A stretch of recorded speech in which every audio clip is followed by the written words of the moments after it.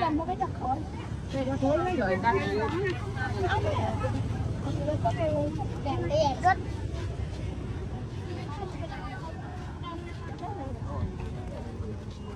Đổ. Trong trường nhưng phải khóa chỗ.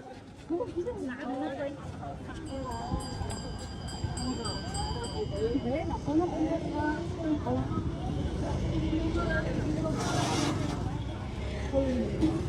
Bong bong. đó đôi đặt đôi mà nó đông mà con đấy nào ăn con mấy nhỉ có ra luôn anh con ba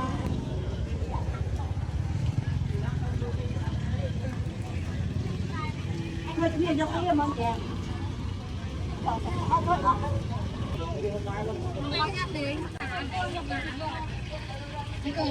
anh ở đây cũng mấy ngày cho nó ra nữa bên đây thôi bên này thẳng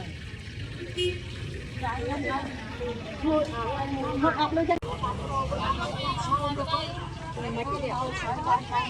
trong lần già ba con anh ăn chết đó con đây là con chạy con anh không ăn hết luôn anh không có nhớ nó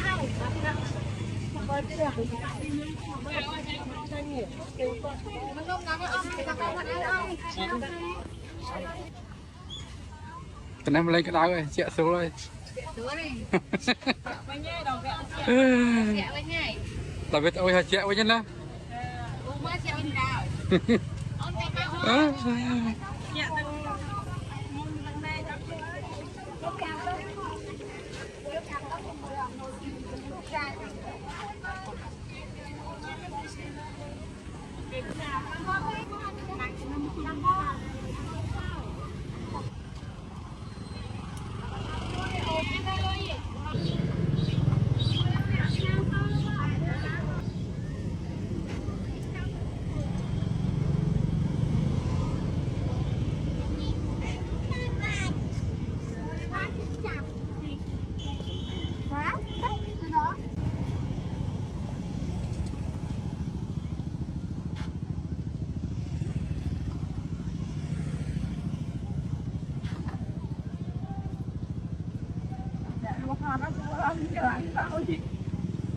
Bây giờ mình lắng tay luôn này.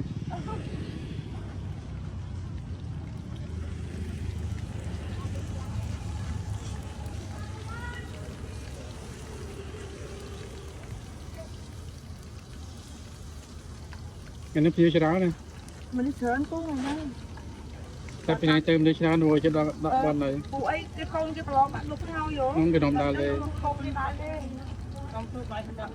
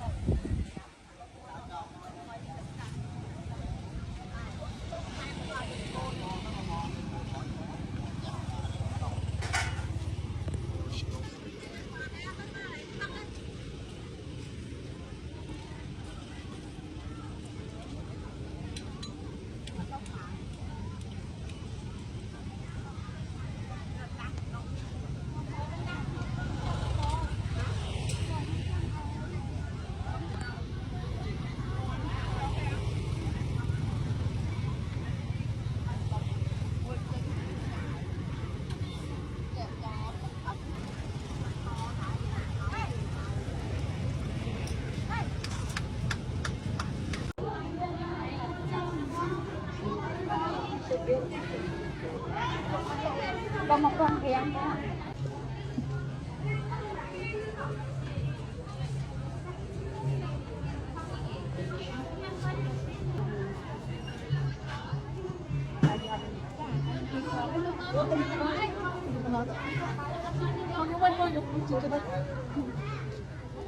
Làm một phê con chắc chú con thì anh đưa sao bông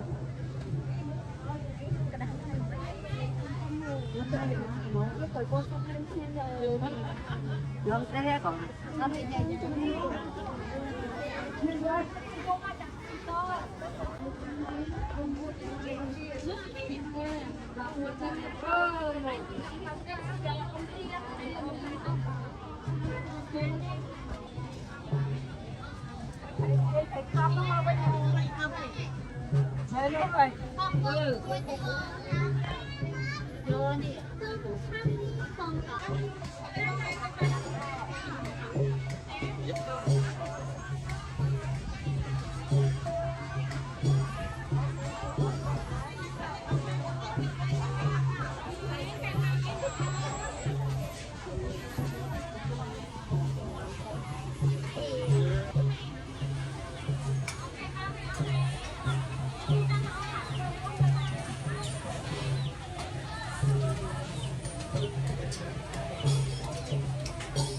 đi ngon ha.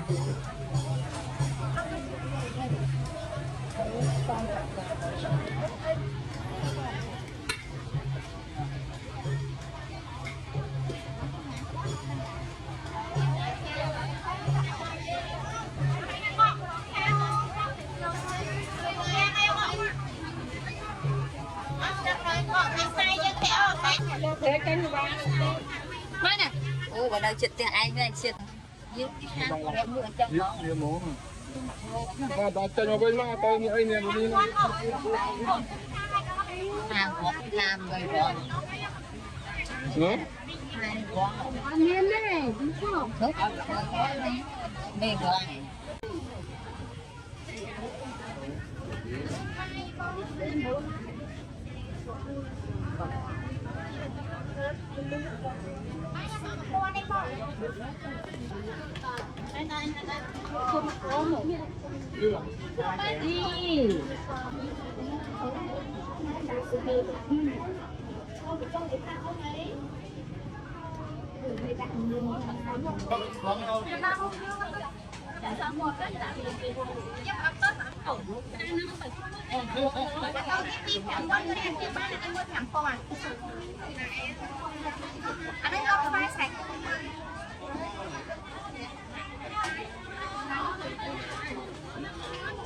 Điên mà miếng cái hạt sao ăn thuốc anh ấy ăn thuốc sao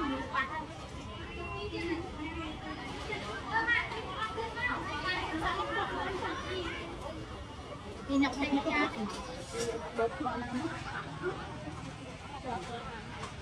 Cái đốp lại rồi. chúng nhưng con hai cặp thêm cặp đó con ăn luôn Còn dăm đi đó cho ban tôi đặt bốc phân rồi. Khách ngọc ra tên người ta rồi.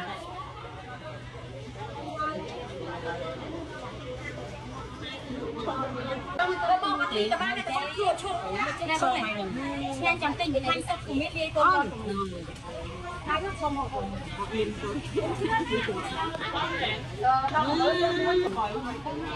ba bông tại sân nha, bông ai trên khắp trong sân tư.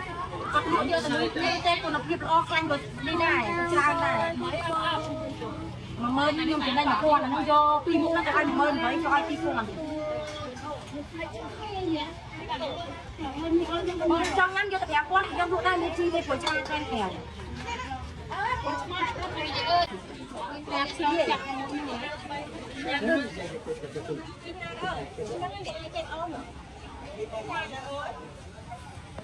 thì ra cái tiêu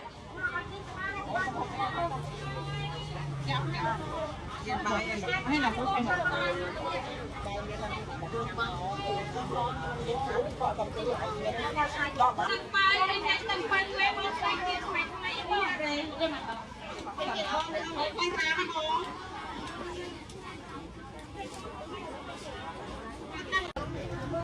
chiếc xe này lựa lên cho phải mà đúng không? Ê, hai nhóm đó. Lựa mở.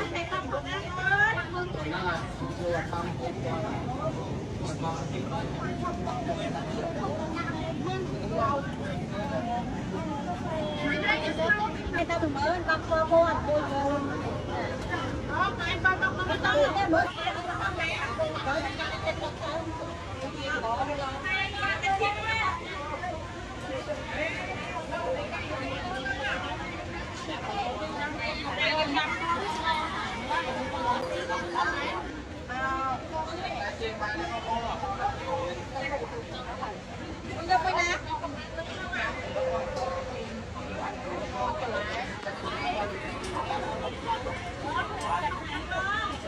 Cái khoan bánh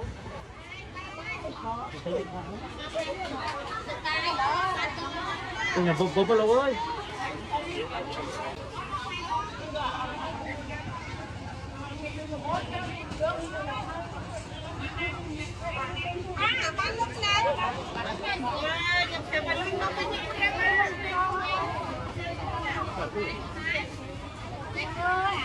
anh bảo cái nơi thằng đâu mà cho hiền đó ta gây dây hai ta đó Ở đây nè. Nó nè. Đưa rồi. Ở đây này. con đi ăn đi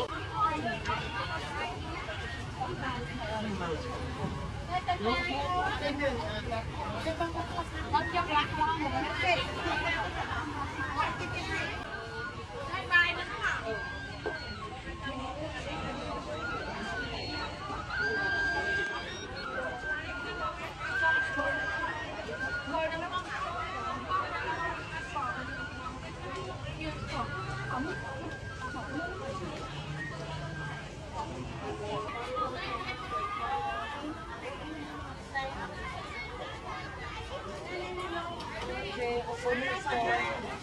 Con cuốn tới là con bố con không phải thu đây chứ. Phải ăn ngon. ơi ba chừng này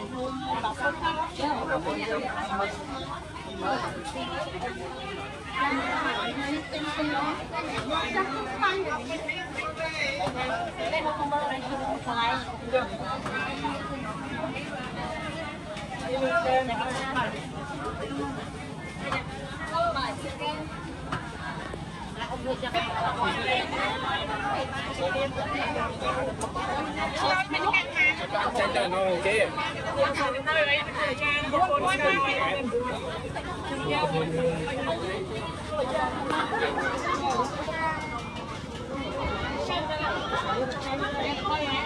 qua anh chăm qua anh dông qua nhỉ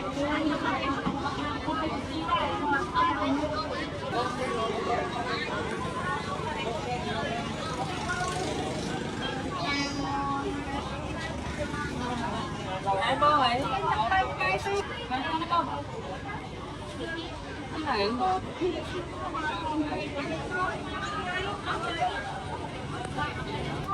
cái bơ vậy nhưng cái nó bơ mà con này thèm đâu rồi cái này nó bự còn cái bự cái bự mới cái này mà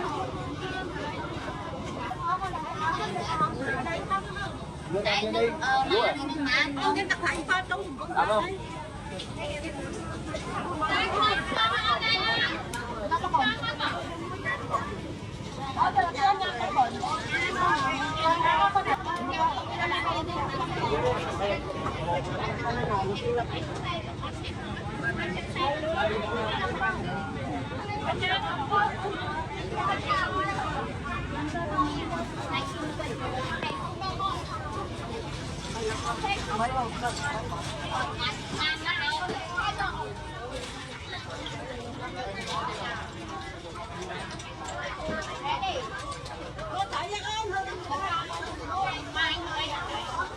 Julie, tayo ngayon.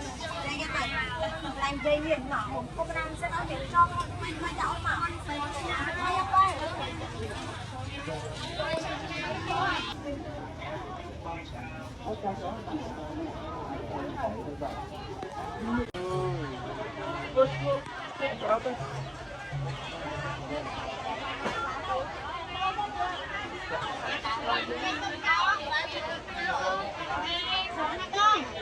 Thành ra cái một món đi. Thành món này. Đấy, bây giờ cái món mình cao trong tay cái món để cầm mang về. Bây giờ cái này ăn cái gì là mình tính ra nhanh này cái này.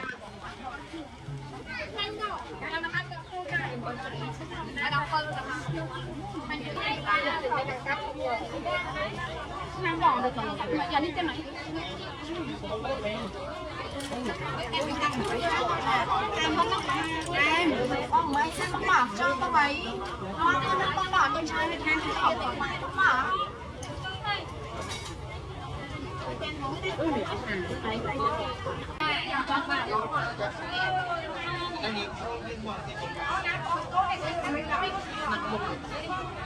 nó là đằng sau rồi đây chắc là tất nhiên là ngày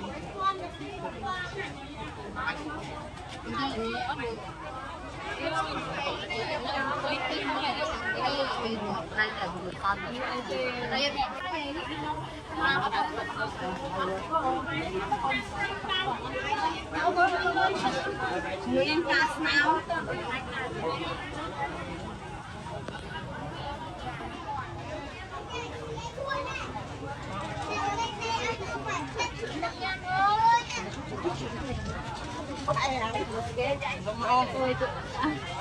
cái gì thì khoảng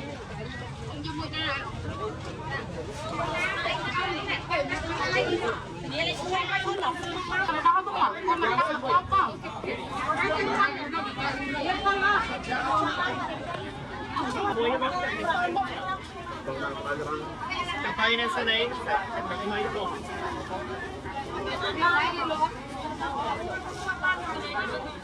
Kaya mo kaya mo.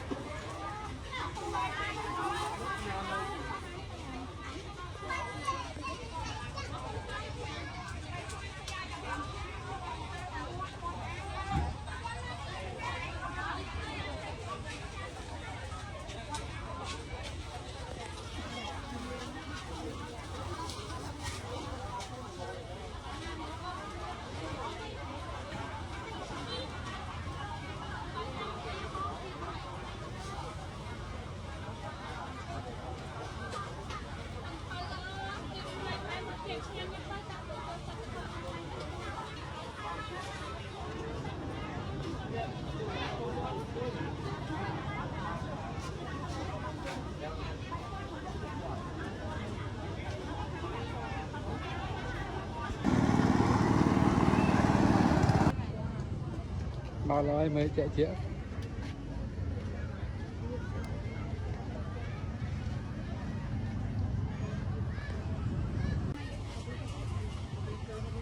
Được cho bao lâu